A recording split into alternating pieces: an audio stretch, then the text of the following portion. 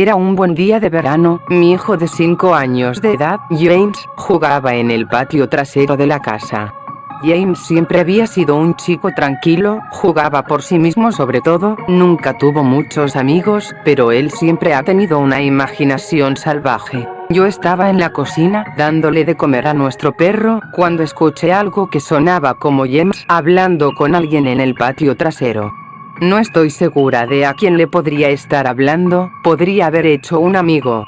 Al ser una madre soltera es difícil para mí mantener siempre un ojo en mi hijo, así que decidí salir a la calle y ver cómo estaba. Cuando entré en el patio trasero estaba un poco confusa, ya que James era la única persona allí. ¿Se refería a sí mismo? Juraría que oí otra voz. En ese instante, lo llamé. Él entró y se sentó en la mesa de la cocina, porque era la hora del almuerzo, así que decidí hacerle un sándwich de pavo. ¿Con quién estabas hablando por ahí?, le pregunté. James levantó la mirada por un momento y me dijo: estaba jugando con mi nuevo amigo, dijo sonriendo. Le serví un poco de leche y seguí preguntándole: ¿tu amigo tiene un nombre? ¿Por qué no le preguntas si quiere comer con nosotros? James me miró por un momento antes de responder. Su nombre es Laughing Jack. Yo retrocedí un poco por lo que había dicho. Ah, sí. Es un nombre extraño. ¿Cómo es tu amigo?, le pregunté un poco confundida. Es un payaso, tiene el pelo largo y una gran nariz, unos brazos largos y grandes pantalones, con calcetines a rayas y siempre sonríe. Me di cuenta que mi hijo estaba hablando de un amigo imaginario. Supuse que para los chicos de su edad era normal tener amigos imaginarios, sobre todo si no había muchos reales con los que jugar. Pensé que solo era una fase. El resto del día transcurrió como de costumbre, y se fue haciendo tarde, así que puse James a la cama. Yo lo metí adentro, le di un beso, y me aseguré de encender su lámpara de noche antes de cerrar la puerta. Estaba muy cansada, así que me decidí a ir a la cama poco después. Misma noche tuve una pesadilla horrible. Estaba todo oscuro, me encontraba en una especie de parque de atracciones en muy mal estado. Tenía mucho miedo, corría a través de un campo interminable de tiendas de campaña vacías, y algunas chozas de juego.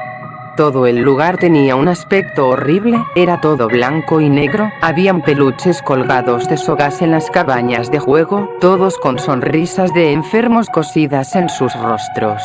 Se sentía como que si todo el parque estuviera mirándome a mí, a pesar de que no había nadie a la vista. Entonces, de repente, empecé a oír levemente los sonidos del pop Goste Weasel, se estaban reproduciendo en un acordeón que se hizo eco a través del parque. Me hipnoticé. Seguí su melodía a la carpa de circo, casi en trance, incapaz de evitar que mis piernas se muevan hacia adelante. Era completamente negro, la única luz provenía de un solo proyector que brillaba en el centro de la gran carpa. Mientras caminaba hacia la luz de la música más lenta, me encontré cantando incapaz de detener. Todo el zapatero del banco. El mono persiguió a la comadreja. El mono pensó que buena diversión. Pop. Goste Weasel. La música se detuvo justo antes de su culminación, y de repente disparó las luces encendidas. La intensidad de las luces me dejó prácticamente ciega, lo único que podía ver era una pequeña silueta oscura que venía hacia mí, luego apareció otra, y otra, y otra. Había decenas de ellas. No podía moverme, mis piernas se congelaron, lo único que podía hacer era ver cómo esas siluetas inquietantes se me acercaban lentamente. A medida que se acercaban pude ver que eran niños. Mientras miraba a cada uno de ellos me di cuenta de que todos eran horriblemente desfigurados y mutilados. Algunos tenían cortes por todo el cuerpo, otros fueron gravemente quemados, y otros tenían sus miembros mutilados, incluso los ojos. Los niños me envolvían, arañando mi carne, me arrastraron a la tierra, y me desgarraban mi interior. A medida que los niños me destrozaban y me desvanecían, todo lo que podía oír era una risa, una horrible y malvada risa. Me desperté a la mañana siguiente en un sudor frío. Después de tomar unas cuantas respiraciones profundas miré y vi que algunas de las figuras de acción de James me miraban a la cara desde mi mesita de noche. Suspiré. James probablemente se había despertado temprano y puso sus juguetes aquí, pensé. Recogí sus juguetes y me dirigí a la habitación de James. Sin embargo, cuando abrí la puerta, James estaba profundamente dormido. Me encogí de hombros, coloqué los juguetes de nuevo en su caja, y me dirigí a la sala de estar. Un poco más tarde James se despertó y le hice el desayuno. Él estaba tranquilo y parecía un poco aturdido, quizá no dormía bien tampoco. Decidí preguntarle sobre los juguetes. James, ¿pusiste los juguetes en la habitación de mamá esta mañana? Sus ojos se alzaron hacia mí por un momento y rápidamente miró hacia abajo a su cereal. La Jack lo hizo. Un poco enojada le respondí, bueno, dile ya que mantenga sus juguetes en su habitación. James asintió y terminó su desayuno, luego decidió ir a jugar en el patio trasero. Fui a relajarme en la sala de estar y me quedé dormida. Al despertar un par de horas más tarde me dije a mí misma nerviosa: mierda, tengo que ver a James. Estaba un poco preocupada, había pasado más de 2 horas sin saber de él. Fui al patio trasero, pero James no estaba allí. Estaba muy nerviosa, así que gritando comencé a llamarlo James. James, ¿dónde estás?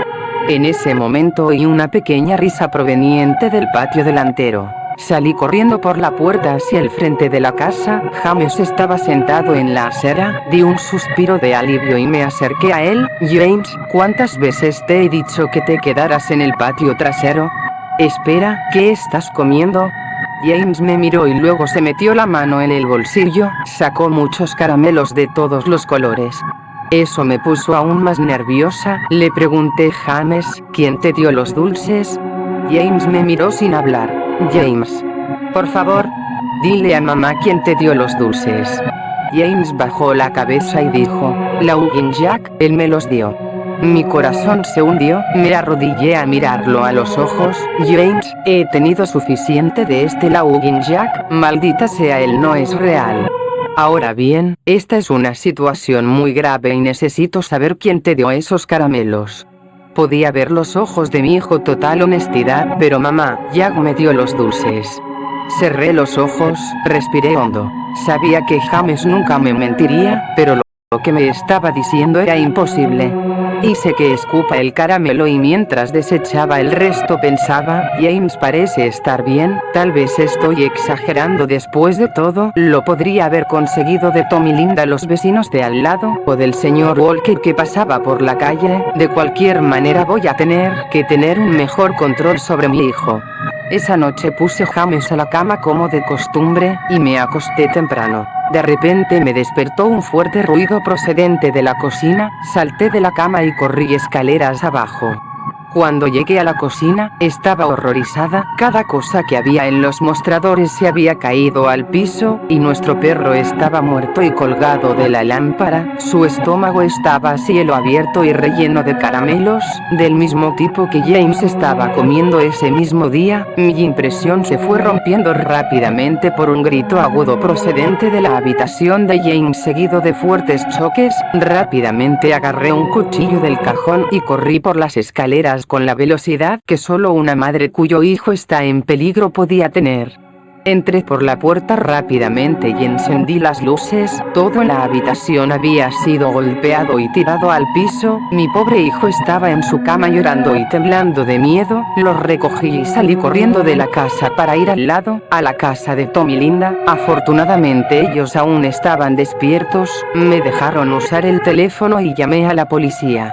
No tardaron mucho en llegar. Le expliqué lo que había sucedido y me miraron como si estuviese loca. Registraron la casa, pero lo único que encontraron fue a nuestro perro muerto y 2 habitaciones destrozadas. El oficial me dijo que probablemente alguien había entrado en la casa y que había hecho lo correcto antes de hacer una salida rápida, cuando se enteraron que subía por las escaleras. Yo sabía que no era cierto, todas las puertas estaban cerradas y ninguna de las ventanas estaban abiertas, lo que estaba en mi casa no vino de afuera, eso estaba en mi casa. Al día siguiente, James se quedó dentro, yo no quería que se fuera de mi vista, entré en el garaje y me encontré el monitor con que vigilaba a James cuando era bebé, lo coloqué en su habitación y el otro en mi mesita de luz, pensando que si algo entra en su habitación esta noche, iba a ser capaz de escucharlo. Fui a la cocina, tomé el cuchillo más grande del cajón y lo puse en mi mesita de noche al lado del monitor. Amigo imaginario o no, no voy a dejar que nada dañe a mi hijo. Muy pronto llegó la noche, coloqué a James en la cama, él tenía mucho miedo, decía que ya vendría por él, pero yo le prometí que no iba a dejar que le pase nada, le di un beso de buenas noches y antes de cerrar la puerta le susurré buenas noches James, te amo. Traté de mantenerme despierta todo el tiempo que pude, pero después de unas horas me sentí demasiado cansada. Mi bebé estaba seguro en su cuarto y necesitaba dormir. Justo cuando puse mi cabeza en la almohada escuché un ruido suave en el monitor de bebé que había puesto en mi mesita de noche. Al principio sonaba como interferencia, como el tipo de sonido que el radio haría, luego se convirtió en un suave gemido, pensé ¿es James dormido?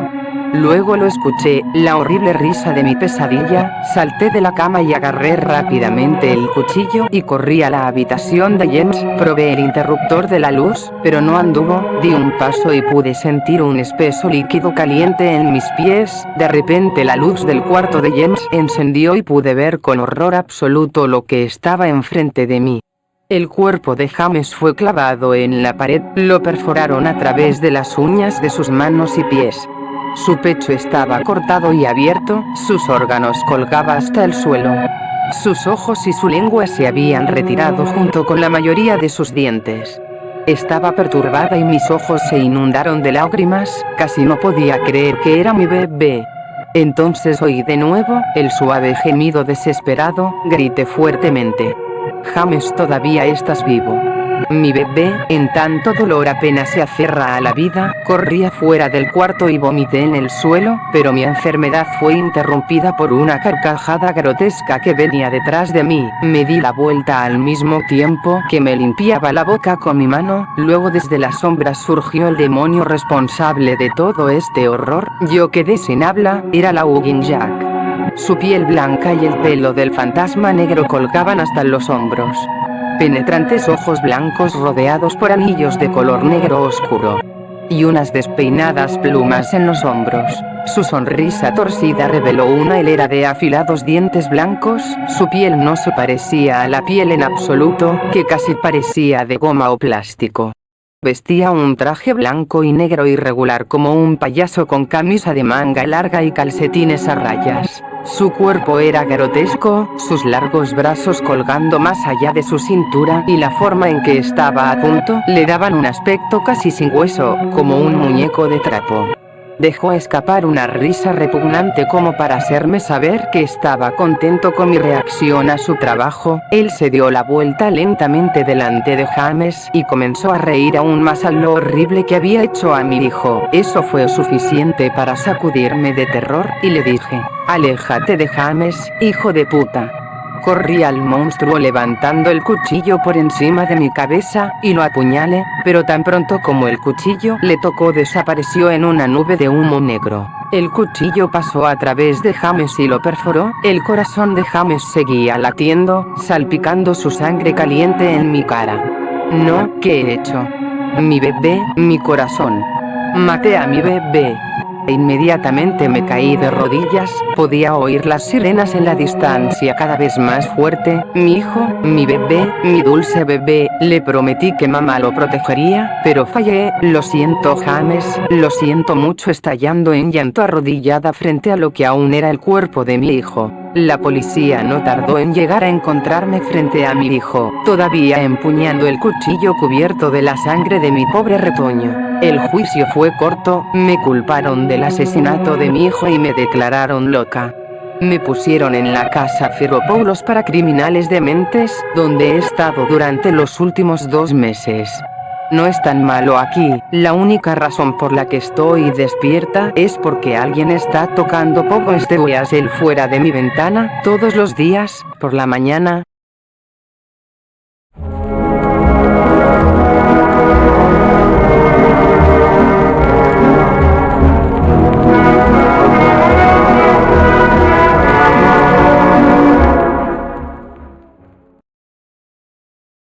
La primera vez que conocí a Mary personalmente fue en el verano de 2007. Su esposo, Terence, con quien ella ha estado casada desde hace 15 años, hizo un arreglo conmigo para poder entrevistarla. Inicialmente, Mary estuvo de acuerdo, ya que yo no era ningún periodista, sino un escritor novato que quería obtener información para completar unas tareas de la universidad. Además, yo planeaba escribir algunas obras de ficción si la entrevista terminaba bien. Acordamos que la entrevista iba a ser durante un fin de semana en el cual yo esté en Chicago. Sin embargo, Mary se rehusó a la entrevista en el último momento y se encerró en la recámara de su esposo y ella. Durante media hora Terence y yo nos quedamos al frente de la puerta de esa recámara. Yo escuchaba y tomaba notas mientras que Terence trataba de calmar a su esposa, en vano. Las cosas que decía Mary tenían poco sentido, pero seguían el patrón que yo estaba esperando. A pesar de que no podía verla, era claro que ella estaba llorando, y sus objeciones de hablar conmigo se centraban en una diatriba incoherente sobre sus sueños, o más bien, sus pesadillas.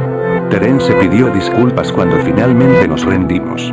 Aunque yo estaba decepcionado, recordé que yo solo era un joven curioso que buscaba información, no un reportero en busca de una historia. Pensé que de todas formas encontraría otro caso similar si me concentraba en ello. Mary era la encargada de un bulletin board system en 1992, el año en el cual ella se encontró con la imagen Smile.jpg. Su vida cambió para siempre. Para entonces, ella estaba casada con Terence por solo 5 meses. Mary era una de las 400 personas quienes vieron la imagen cuando fue publicada como un hipervínculo en el Bulletin Board System, pero ella ha sido la única persona que ha hablado abiertamente sobre la experiencia. Las otras víctimas han permanecido anónimos, o quizás hayan muerto. En el año 2005, cuando yo estaba en el 10º grado, mi curiosidad por la imagen surgió gracias a mi floreciente interés en fenómenos que ocurrían en la web. Mary era la víctima más mencionada de lo que a veces se refería como Smile.dog, la criatura que supuestamente aparecía en la imagen Smile.jpg. Lo que obtuvo mi interés, además de los obvios elementos horrorosos de la leyenda cibernética y mi proclividad hacia semejantes cosas, era la escasez de información, llegando al punto de que la gente pensaba que era solo un rumor o una broma. Lo que encuentro curioso es que a pesar de que el fenómeno se centra en una imagen, esa imagen no se encuentra en ninguna parte del internet. Claro, habían muchas imitaciones, las cuales aparecían con frecuencia en sitios como el tablón de imágenes 4chan, particularmente en /x/, donde se discute sobre temas paranormales. Se dice que estas imágenes son falsas ya que no tienen el mismo efecto de la auténtica, específicamente el comienzo súbito de una epilepsia y una grave ansiedad. Esta supuesta reacción en la víctima es una de las razones por las que el misterioso Smile.jpg se considera tan despreciable, ya que es evidentemente absurdo. Aunque, dependiendo a quien le preguntes, el hecho de que la gente no quiera admitir la existencia de Smile.jpg puede ser debido al miedo, en vez de la incredulidad.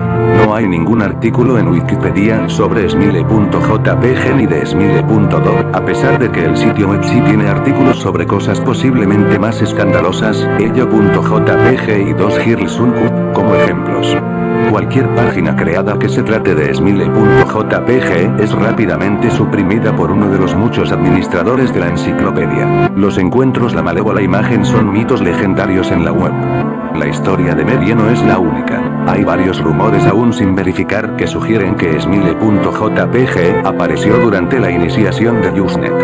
Incluso, hay una historia consistente que dice que en 2002 un hacker llenó los foros de Something Awful, un sitio web de humor y sátira, con una plaga de imágenes de Smile.dog, causando una epilepsia a la mitad de los usuarios de los foros. También corre otro rumor que dice que durante los años 90 la imagen fue circulada en Usenet y como un adjunto en una cadena de correos electrónicos que tenían la frase sonríe.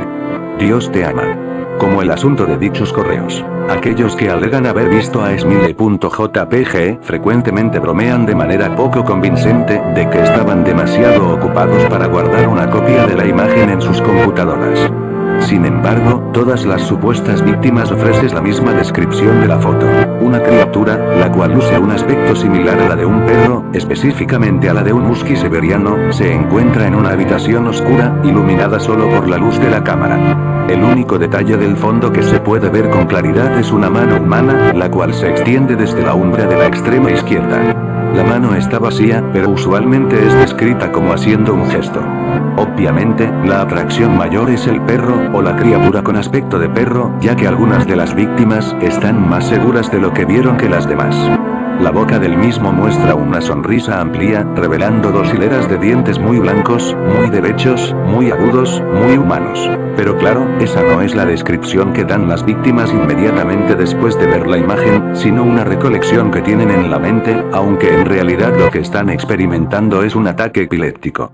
Ha sido reportado que estos ataques epilépticos continúan indefinidamente, normalmente ocurriendo mientras la víctima duerme. Esto puede ser tratado con ciertos medicamentos, pero algunos tipos de medicamentos son más efectivos que otros. Resultaba evidente que Mary no estaba usando un medicamento efectivo.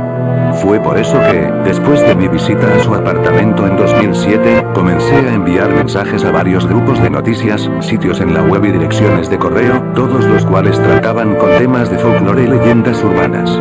Lo hacía con el propósito de encontrar a una víctima de Smiley.jpg quien estuviera un poco más dispuesto a contar sobre sus experiencias. Nunca obtuve respuestas, y terminé olvidándome de ello por completo, ya que había comenzado mi primer año en la universidad y por lo tanto tenía las manos llenas. Sin embargo, mientras yo estaba mirando mi buzón de entrada de correo electrónico, noté que había recibido un mensaje de Mary. Eso fue durante los primeros días de marzo, en el año 2008. Para jml@****.com de marge@****.net asunto. La entrevista del verano pasado. Saludos, señor L. Me siento verdaderamente avergonzada sobre mi comportamiento cuando usted intentó entrevistarme. Espero que entienda que de ninguna manera fue su culpa, sino la mía. Me di cuenta luego de que pude manejar la situación más civilmente, y espero que pueda perdonar mi rudeza. Para entonces, tenía miedo, ¿verdad? He tenido pesadillas sobre Smiley.doc todas las noches, durante 15 años. Sé que eso debe parecer absurdo, pero es la verdad. Hay algo inefable sobre mis sueños, o más bien mis pesadillas, que las hace más horrorosas que cualquier otro sueño que he tenido. Yo no me muevo. Yo no hablo. Yo solo miro hacia adelante, y lo único que veo es esa vil escena de la foto. Veo esa mano. Y veo a ese perro. Él me dice algo. No es un perro, claro, pero en realidad no estoy de lo que es.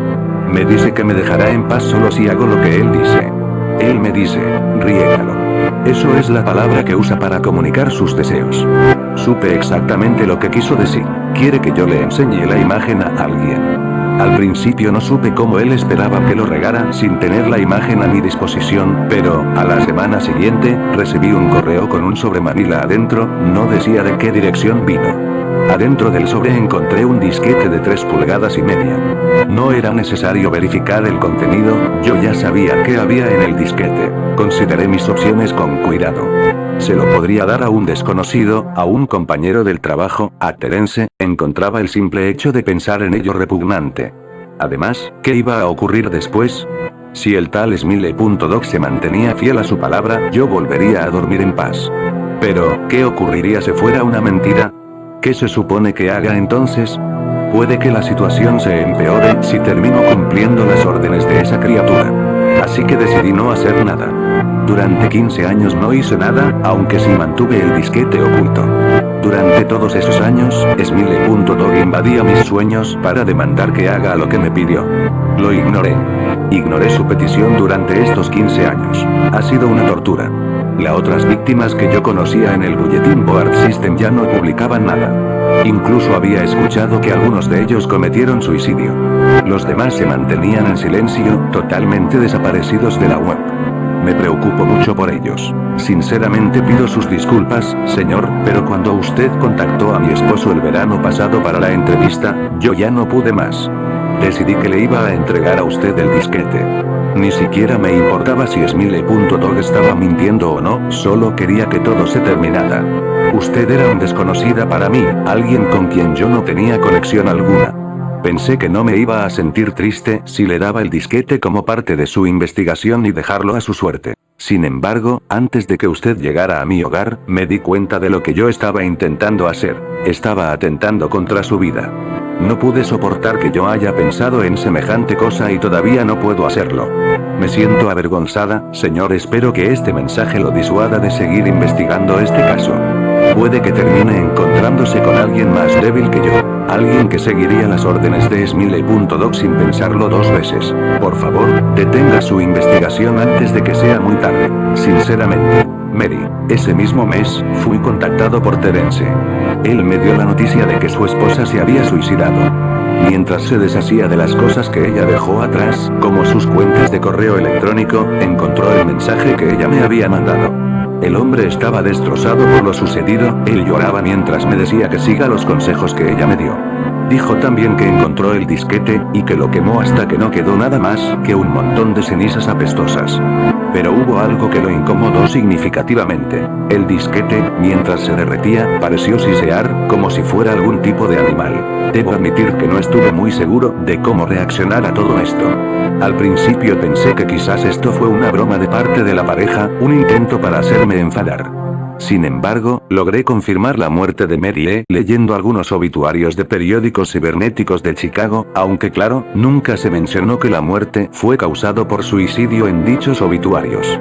Decidí que, por lo menos por un tiempo, cesaría mi investigación del tema, no solo por lo de Mary sino porque iban a comenzar mis exámenes finales de la universidad antes de la culminación de mayo. Mas el mundo tiene muchas formas curiosas de ponernos a prueba.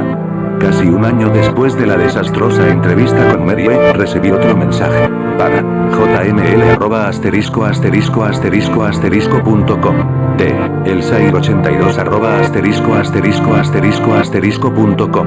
Asunto. Sonríe. Hola. Encontré tu email en internet. Tu profile decía que tú estabas interesado en Smiley.doc. Yo lo vi y no es tan malo como la gente dice. Te envié una copia. Riégalo. Esa última palabra me dejó paralizado. El correo electrónico venía con un archivo adjunto, el cual se llamaba, obviamente, Smiley.jpg. Consideré descargarlo, lo consideré por mucho tiempo. Lo más probable era que la imagen era una falsa. Y aunque fuera la auténtica, nunca estuve totalmente convencido del poder que supuestamente tenía Smiley.jpg. Lo que ocurrió con Mary me dejó algo asustado, lo admito, pero es probable que ella solo estaba mentalmente insana. Además, ¿cómo va a ser posible que una simple imagen cause una maldición? ¿Qué clase de criatura puede entrar a la mente de alguien usando solo el poder del ojo?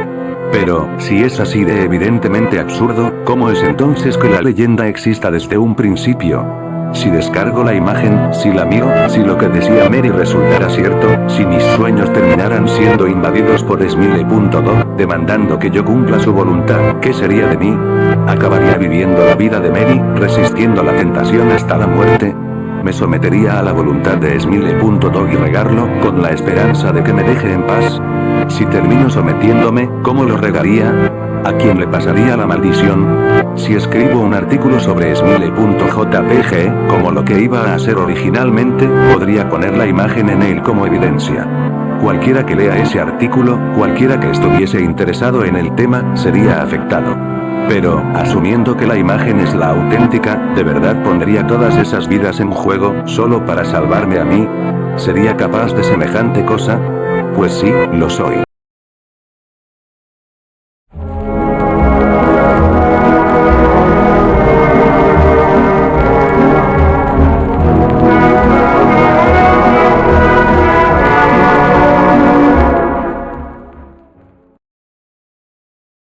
¿Alguien recuerda este programa infantil? Se llamaba Candle Cove, y tenía 6 o 7 años cuando salía. No he podido encontrar ninguna referencia sobre este programa, pero creo que salía en una estación local por ahí en 1971 o 1972. En ese entonces yo vivía en Irton. No me acuerdo del canal, pero recuerdo que lo pasaban a eso de las 4 p.m. My Painter 65 Subject. Candle Cove, show infantil local. Me parece muy familiar. Crecí en las afueras de Ashland y tenía 9 años en el 72. Candle Cove era de piratas. Me acuerdo de una marioneta pirata en la entrada de una cueva, hablando con una niñita. Esquizale 033 Subject. Re. Candle Cove, show infantil local. Sí, de pelos, no estoy loca. Me acuerdo del pirata Perky. Me daba como que miedo. Lucía como que estaba construido de partes de otros muñecos, algo de muy bajo presupuesto. Su cabeza era una muñeca bebé de porcelana, que parecía muy antigua y no combinaba con el cuerpo. No me acuerdo del canal. No creo que fuera en WTSF. Haren 2005 Subject. Re. Candle Cove, show infantil local. Siento revivir este viejo tema, pero sé exactamente de qué programa hablas, Esquisale. Creo que Candle Cove salió solo por un par de meses en el 71, no en el 72. Tenía 12, y lo vi algunas veces con mi hermano. Era en el canal 58. Mi mamá me dejaba ponerlo después de las noticias. Déjame ver lo que recuerdo. El lugar era Candle Cove, y era de una niñita que se imaginaba a sí misma siendo amiga de piratas. El nombre del barco era Laughingstock, el pirata se llamaba Perky y no era un muy buen pirata, porque se asustaba con facilidad. Y había música constantemente. No me acuerdo del nombre de la niña. Janice o Jade o algo así. Creo que era Janice. Esquisale 033 Subject. Re. Candle Cove, show infantil local. Gracias Haren. Me llegaron memorias cuando mencionaste Laughingstock y el canal 58. Me acuerdo de la proa del barco, tenía una cara sonriente, con la quijada de abajo sumergida. Me acuerdo en especial de cómo era raro cuando cambiaban el modelo de plástico / madero, a la versión de marioneta para que la cara hablara. My Painter 65 Subject. Candle Cove, show infantil local. Ah, ya me acordé también. ¿Te acuerdas de esto, Esquisle? Tienes que ir adentro. Esquisale 033 Subject. Re Candle Cove, show infantil local. Mike, me dieron escalofríos al leer eso. Sí me acuerdo. Era lo que el barco le decía siempre a Perky cuando tenía que ir a algún lugar tétrico, como a una cueva o un cuarto oscuro donde estuviera un tesoro. Y luego la cámara hacía acercamientos a la cara de Laughingstock pausadamente. Tienes que ir adentro. Con sus ojos viscos y su quijada que como que se caía. Se veía tan altivo y horrible. ¿Alguien se acuerda del villano? Tenía una cara que era solamente un bigote hecho con un manubrio sobre un montón de dientes delgados. Kevin Art Subject. Re. Candle Cove, show infantil local. Yo honestamente, creía que el villano era el pirata Perky. Tenía como 5 años cuando salía este programa. Combustible de pesadillas. Haren 2005 Subject. Re Candle Cove, show infantil local. Eso no era el villano, la marioneta del bigote. Ese era su compinche, Horacio Horrible. También tenía un monóculo, pero estaba sobre el bigote. Me acuerdo que creía que solo tenía un ojo. Pero sí, el villano era otra marioneta. El robapieles. No puedo creer las cosas que nos dejaban ver antes. Kevin Art Subject. Re. Candle Cove, show infantil local. Jesucristo, el robapieles. ¿Qué clase de show infantil veíamos? Realmente no podía ver la pantalla cada vez que el robapieles aparecía. Simplemente descendía de la nada con sus hilos, era un esqueleto sucio que vestía ese sombrero alto café y una capa.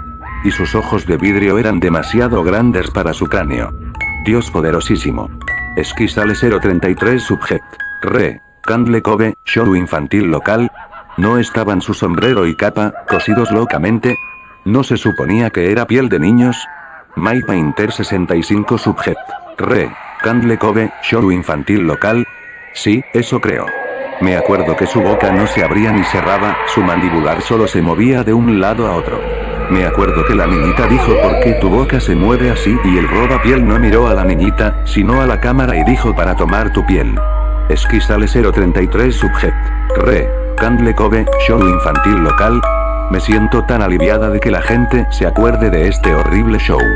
Solía tener este horrible recuerdo, como un mal sueño donde al terminar la canción del inicio del show, el show aparecía de una pantalla negra, y todos los personajes estaban ahí, pero la cámara como que cortaba a cada una de sus caras, y todos estaban gritando, y las marionetas se movían de manera extraña, y solo había gritos, gritos. La niña solo se quejaba y lloraba como si llevara horas soportando todo esto. Me desperté muchas veces con esta pesadilla. Solía mojar mi cama cada vez que la tenía. Kevin Art Subject. Re.